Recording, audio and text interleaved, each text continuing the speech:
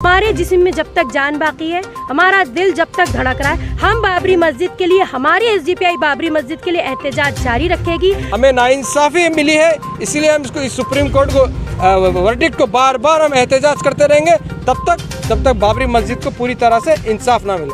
कि पूरा बाबरी मस्जिद के फेवर में वहाँ पर फैसला आने का था, लेकिन यहाँ पर सुप्रीम कोर्ट दबाव की बुनियाद पर और आस्था की बुनियाद पर मंदिर के हक में फैसला किया है। बाबरी मस्जिद के साथ इंसाफ करो, बाबरी मस्जिद के साथ इंसाफ करो, अरे सजा दो, सजा दो, सजा दो, सजा दो, बाबरी मस्जिद के कातिलों को सजा दो, बाबरी मस्जिद के कातिलों को सजा दो। सुप्रीम कोर्ट ने कहा कि वहाँ पर इलीगल डेमोलिशन किया, उनको सजा दो, सजा दो, सजा दो, सजा दो, सजा दो, सजा दो, शर्म करो, शर्म करो, शर्म करो। अरे उमा भारती हो बर्बाद, हो बर्बाद, हो बर्बाद। अरे अलके अडवाणी हो बर्बाद, हो बर्बाद, हो बर्बाद। अरे उमा भारती हो बर्बाद, हो बर्बाद, हो बर्बाद। 1992 6 दिसंबर को हमारी एक बहुत ही तारीखी हिस्टोरिकल मॉस्क बाबरी मस्जिद को शहीद किया गया था।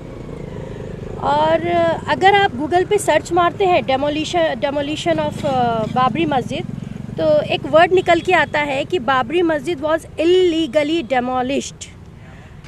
इसके आगे तो सारी कहानी पे फुल स्टॉप लग जाता है, क्योंकि गूगल जो कि एक इंजन है, ग्लोबल सर्च इंजन है, उस पर लिखा हुआ है कि इट वाज इल्लीगली डेमोलिश्ड। तो इसका मतलब क्या हुआ कि गैर कानूनी, यानी कि नाजायज़ तरीके से इसको तोड़ा गया था।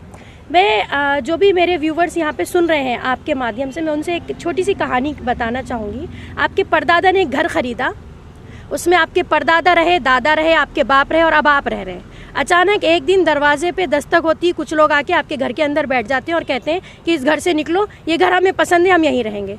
आप सीधा पुलिस के पास जाएंगे, तो पुलिस कहेगी नहीं भाई हम इसमें कुछ नहीं कर सकते। फिर आप कोर्ट के पास जाएंगे, कोर्ट आपके कागजात देखेगी, कागजात देख के कहेगी, सारे विटनेस जमा करेगी, प्रूफ देखेगी, फिर कहेगी कि नहीं नहीं आप सही कह रहे हैं, ये घर आपका ही है और सालों पहले आप ही के पूर्वज ने इसको ख़रीदा था। लेकिन अब क्या करें, मामला जो है वो पसंद का है, कुछ लोगों को आपका घर पसंद आ गया है। मैं आप लोगों को जवाब नहीं दूंगी, मैं आप लोगों से सवाल कर रही हूँ। इसके बाद आप क्या करेंगे? आप अपने घर को छोड़ देंगे या आप अपने घर के लिए लड़ते रहेंगे? आप जब तक लड़ते रहेंगे जब तक आपको इंसाफ ना मिले। सही है? तो हमारे साथ भी यही हुआ है। देखिए, सुप्रीम कोर्ट एक इंस्टीट्यूशन है जो बनाया है लोगों ने, लोग ही उसमें बैठ के फैसले सुनाते हैं। वो कोई खुदा से ऊपर नहीं है। हम सुप्रीम कोर्ट की इसलिए इज्जत करते हैं क्योंकि वो सबसे ऊपर, हमारी जस्टिस हायरार्की में सबसे ऊपर आता है, सबसे सुप्रीम है। और ये बात सही है कि कई बार सुप्रीम कोर्ट के इंटरवेंशन की वजह से कई ऐसे मामलात और हालात हैं जिसमें इंसाफ मिलता है। लेकिन बाबरी मस्जिद के मामले में कहीं ना कहीं सुप्रीम कोर्ट का झुकाव भी हमें मंजूर नहीं है। यही एक वजह है कि हर साल इस दिन को हम ब्लैक डे के नाम से मनाते हैं और हमारा एहतजाज, हमारी एसडीपीआई का एहतजाज जारी रहेगा जब तक कि हम मुतमईन नहीं हो जाते कि हाँ हमें इंसाफ मिलता है। और एक चीज़, कानून की अगर आप बात कर रहे हैं तो सुप्रीम कोर्ट में बहुत से ऐसे फैसले हैं जिनको खुद सुप्रीम कोर्ट कहती है कि अगर पब्लिक को वो एक्सेप्टेड नहीं है तो वो रिव्यू किए जा सकते हैं। उसी एक कानून के तहत हम यहाँ पर खड़े हुए हैं। हम भी अपने कॉन्स्टिट्यूशन के आधार पर और कॉन्स्टिट्यूशनल रेमेडीज़ जो हैं उनके आधार पर ही ये डिमांड कर रहे हैं कि हमारी बाबरी मस्जिद को इंसाफ मिलना चाहिए। और एक आखिरी बात, आज जो है डॉक्टर BR अम्बेडकर की डेथ एनिवर्सरी है। मैं आपको बताऊं, जिस तरह मस्जिद तोड़ी गई थी बाबरी मस्जिद, उसी दिन इंसाफ का कत्ल हो गया था। उसी दिन समझ लीजिए कि कॉन्स्टिट्यूशन भी तोड़ दिया गया था। आज मतलब BR अम्बेडकर की डेथ एनिवर्सरी मनाना और बाबरी मस्जिद की नाइंसाफ़ी को लेके एहतजाज करना, ये कोई जिसे कहते हैं कि इत्तेफाक नहीं है, बल्कि अगर इन दोनों चीज़ों को जोड़ा जाए तो इसमें लॉजिक है। BR अम्बेडकर ही हैं वो जिन्होंने हमें कॉन्स्टिट्यूशन दिया था, और आज बाबरी मस्जिद के लिए हम एहतजाज कर रहे हैं क्योंकि उसी कॉन्स्टिट्यूशन के ख़िलाफ़ जाके इस मस्जिद का कत्ल किया गया। देखिए, आज हमारा दिल रो रहा है, हो सकता है आंखों में आंसू नहीं हो, सूख गया हो पानी, लेकिन हमारा दिल रो रहा है। हमारे जिस्म में जब तक जान बाकी है, हमारा दिल जब तक धड़क रहा है, हम बाबरी मस्जिद के लिए, हमारी एसडीपीआई बाबरी मस्जिद के लिए एहतजाज जारी रखेगी। और सिर्फ बाबरी मस्जिद ही नहीं, इंशाल्लाह जिस तरह की भी नाइंसाफ़ी इस मुल्क की ज़मीन पर होगी, हमारा एहतजाज उसके खिलाफ जारी रहेगा। एक्ट 1991 सेक्शन 3 कहता है कि 1947 आज़ाद देश जब आज़ाद हुआ है, उसके बाद कोई भी धर्म स्थल पर अगर वहाँ मस्जिद है या अगर मंदिर है तो उसको तब्दील नहीं किया जाएगा, बल्कि एक प्लेस ऑफ वर्शिप एक्ट 1991 कहता है, उसका सेक्शन 3 कहता है।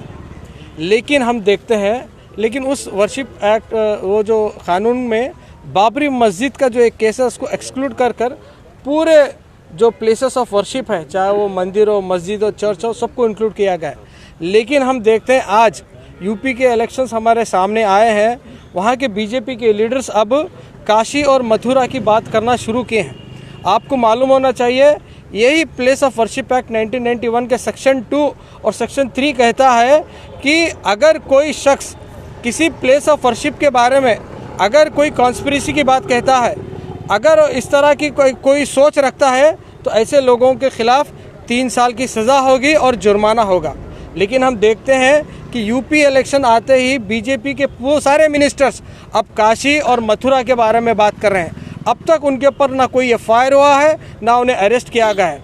बोलने का मकसद ये है कि जो भी कानून है वो सिर्फ यहाँ के मुसलमानों के लिए, दलितों के लिए, पिछड़े तबक़ात के लिए, कानून फार्मर्स के लिए है। बीजेपी और संघ परिवार ये कानून से ऊपर हैं बोलकर आज की जो एडमिनिस्ट्रेशन है, आज की अदालतें बता रही हैं। आज जो ब्लैक डे एसडीपीआई की तरफ से मनाने का जो हम ब्लैक डे मनाते हैं, इसके 2 कारण हैं। एक तो बाबरी मस्जिद को इंसाफ मिलना है, दूसरा इनकी जो ये गंदी जो सियासत है, जो जहरीली जो सियासत है, ये सिर्फ बाबरी मस्जिद पे नहीं रुकेगी, ये मथुरा और काशी पे भी जाएगी। इनके एजेंडे में तकरीबन 20,000 से ज़्यादा मस्जिद है।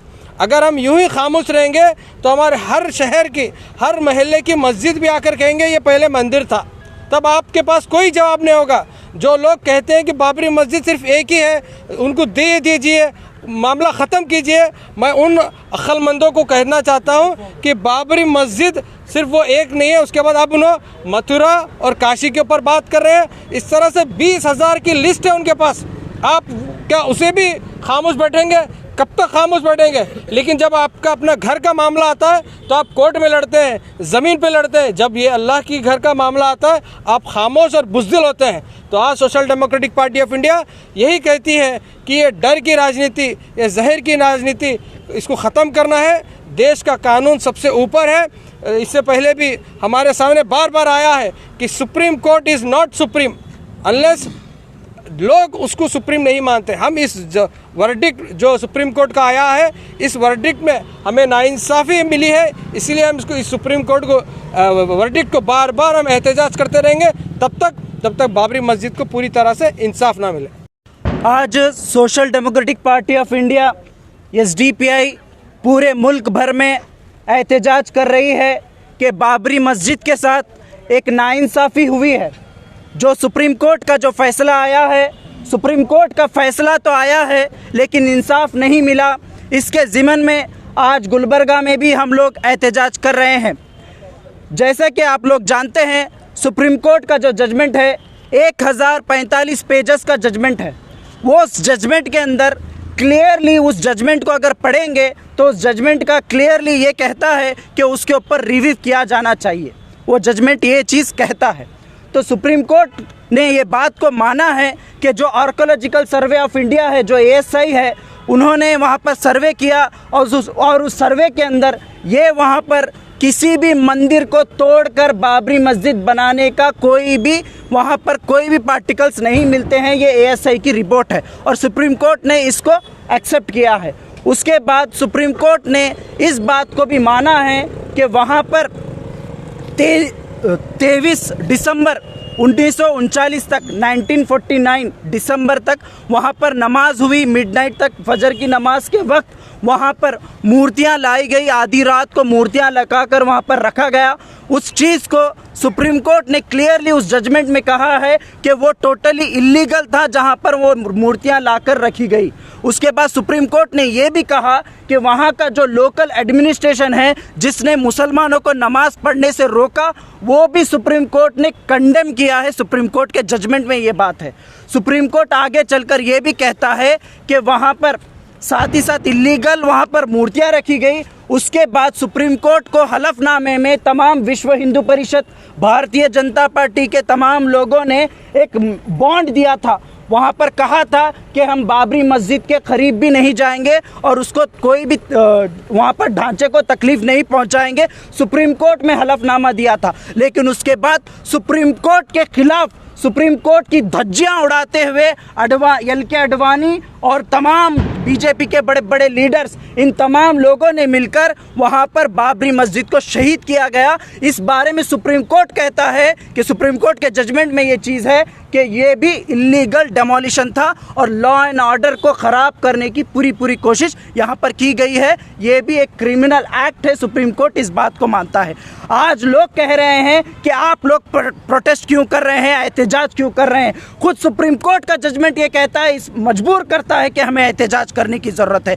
सुप्रीम कोर्ट का पूरा अगर जजमेंट पढ़ेंगे कि कहीं पर भी पूरा डिटेल अगर आप पढ़ेंगे, उसमें कहा गया है कि पूरा बाबरी मस्जिद के फेवर में वहाँ पर फैसला आने का था, लेकिन यहाँ पर सुप्रीम कोर्ट दबाव की बुनियाद पर और आस्था की बुनियाद पर मंदिर के हक में फैसला किया है। इस बात को हमें समझना है। तो इसीलिए आज social democratic party of India पूरे मुल्क भर में एहतजाज कर रही है। कुछ लोग कह रहे हैं कि तुम सुप्रीम कोर्ट के खिलाफ कैसे जाएंगे।